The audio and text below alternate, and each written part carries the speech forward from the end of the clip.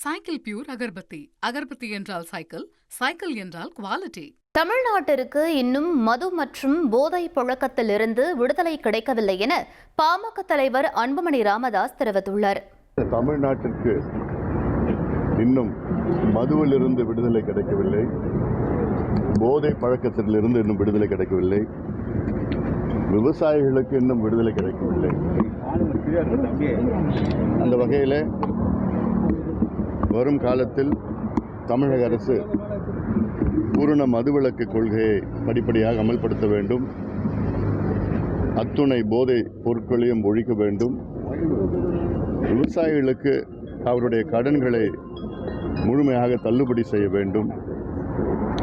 இளைஞர்களுக்கு வேலை வாய்ப்பு உருவாக்க வேண்டும். தமிழ்நாட்டில் 1 கோடி இளைஞர்களுக்கு படித்த இளைஞர்கள் வேலை இல்லை. Cycle pure agarbatti. அகர்பத்தி என்றால் சைக்கிள், சைக்கிள் என்றால் குவாலிட்டி.